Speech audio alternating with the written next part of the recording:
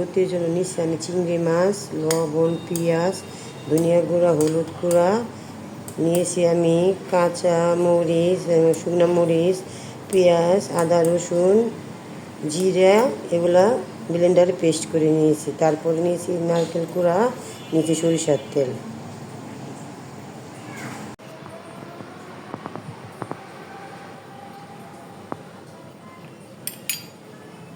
প্রথমে দিয়ে দিচ্ছি চিংড়ি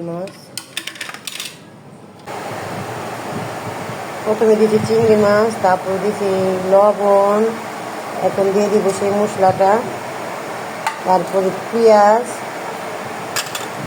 পেঁয়াজের পরে দিছি ধনিয়ার গুঁড়া পরিমাণ মতন, তারপরে দিছি হলুদ গুঁড়া পরিমাণ মতন,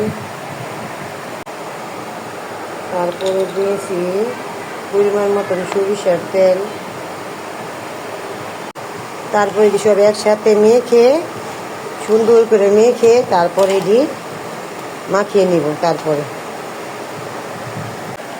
সবগুলো একসাথে মাখিয়ে নিব, সুন্দরভাবে মাখিয়ে নিয়ে শেষমেশে নারকেল কুড়া দিয়ে আবার একটু মাখিয়ে নেব, সুন্দর করে মাখিয়ে নেব। তারপরে আর একটু অল্প করে তেল দিয়ে নিয়ে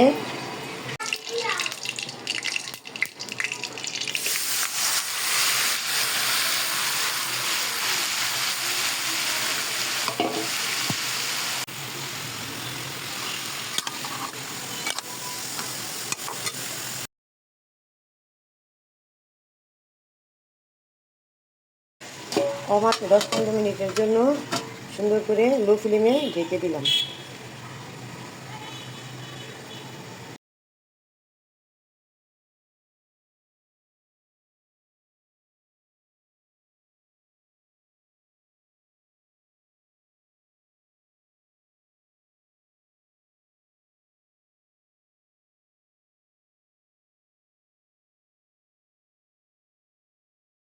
তৈরি হয়ে গেছে। এখন কি সুন্দর তেলগুলো উঠে এসে উপরে, এখন হয়ে গেছে। জাস্ট এখন পরিবেশন করবো।